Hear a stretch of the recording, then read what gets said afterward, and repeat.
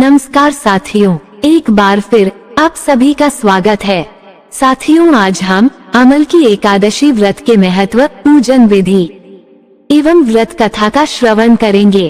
फाल्गुन माह के शुक्ल पक्ष की एकादशी को अमल की एकादशी कहते हैं। अमल की यानी आंवला को शास्त्रों में श्रेष्ठ स्थान प्राप्त है। विष्णु जी ने जब सृष्टि की रचना के लिए ब्रह्मा को जन्म दिया, उसी समय उन्होंने आंवले के वृक्ष को जन्म दिया। आंवले को भगवान विष्णु ने आदि वृक्ष के रूप में प्रतिष्ठित किया है। इसके हर अंग में ईश्वर का स्थान माना गया है। अमल की एकादशी व्रत के पहले दिन व्रती को दशमी की रात्रि में एकादशी व्रत के साथ भगवान विष्णु का ध्यान करते हुए सोना चाहिए तथा अमल की एकादशी के दिन सुबह स्नान करके भगवान विष्णु की प्रतिमा के समक्ष हाथ में तिल, कुश, मुद्रा और जल लेकर संकल्प करे कि मैं भगवान विष्णु की प्रसन्नता एवं मोक्ष की कामना से अमल की एकादशी का व्रत रखता हूँ। मेरा यह व्रत सफलता पूर्वक पूरा हो, इसके लिए श्रीहरि मुझे अपनी शरण में रखें। तत्पश्चात मम कायिक वाचिक मानसिक सांसगिक पद को पपत का दुरित क्षपूर्वक श्रुति स्मृति पुराणोक्त फल प्राप्त्यै श्री परमेश्वर प्रीति कामनाएं अमल की एकादशी व्रत न करिष्ये। इस मंत्र से संकल्प लेने के पश्चात षोडशोपचार सहित भगवान की पूजा करें। भगवान की पूजा के पश्चात पूजन सामग्री लेकर आंवले के वृक्ष की पूजा करें।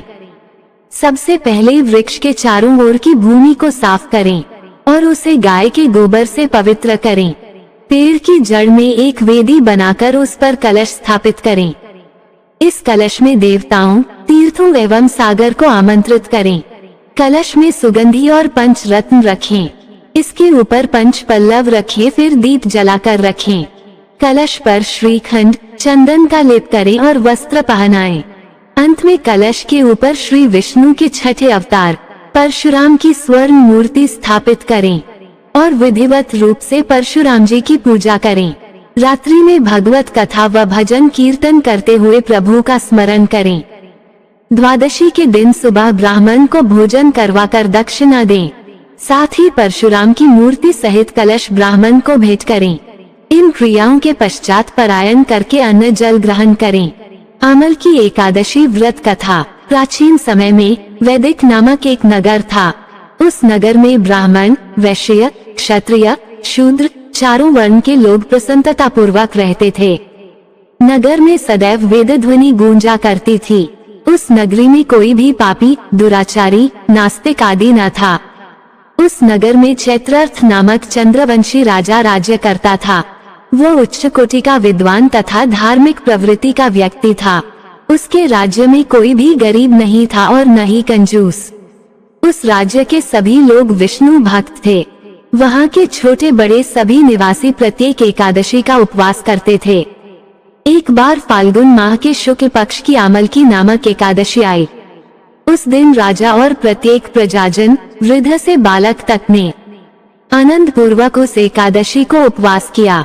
राजा अपनी प्रजा के साथ मंदिर में आकर कलश स्थापित करके तथा धूप, दीप, नैवेद्य, पंचरत्न, छत्र आदि से धात्री का पूजन करने लगा। वे सब धात्री की इस प्रकार स्तुति करने लगे, हे धात्री, आप ब्रह्म स्वरूपा हैं। आप ब्रह्मा जी द्वारा उत्पन्न हो और सभी पापों को नष्ट करने वाली हैं। आपको नमस्कार है। आप मेरा अर्घ्य स्वीकार करो।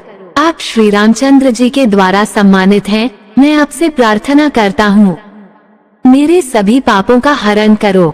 उस मंदिर में रात को सभी ने जागरण किया। रात के समय उस जगह एक बहेलिया आया। वह महापापी तथा दुराचारी था। अपने कुटुंब का पालन वह जीव हिंसा करके करता था। वह भूख प्यास से अत्यंत व्याकुल था। भोजन पाने की इच्छा से वह मंदिर के एक कोने में बैठ गया। उस जगह बैठकर वह भगवान विष्णु की कथा तथा एकादशी महात्म्य सुनने लगा।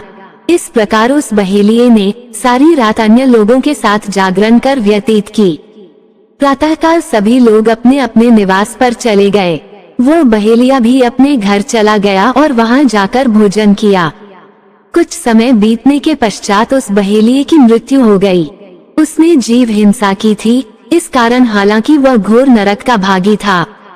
परंतु उस दिन अमल की एकादशी के व्रत तथा जागरण के प्रभाव से उसने राजा विदुर्त के यहाँ जन्म लिया। उसका नाम वसुर्त रखा गया। बड़ा होने पर वह चतुरंगिनी सेना सहित तथा धन धान्य से युक्त होकर 10 सहस्त्र ग्रामों का संचालन करने लगा। वह तेज में सूर्य के समान, कांति में चंद्रमा के समान, वीरता में भगवान विष्णु के समान तथा क्षमा में पृथ्वी के समान था। वह अत्यंत धार्मिक, सत्यवादी, कर्मवीर और विष्णु भक्त था। वह प्रजा का समान भाव से पालन करता था। दान देना उसका नित्य का कर्म था। एक बार राजा वसुर्त शिकार खेलने के लिए गया।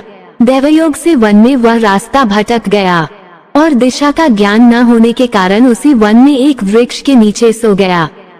कुछ समय पश्चात पहाड़ी डाकू वहां आए और राजा को अकेला देखकर मारो मारो चिल्लाते हुए राजा वसुर्त की ओर दौड़े। वह डाकू कहने लगे कि इस दुष्ट राजा ने हमारे माता पिता, पुत्र पौत्र आदि समस्त संबंधियों को मारा है तथा देश से निकाल दिया।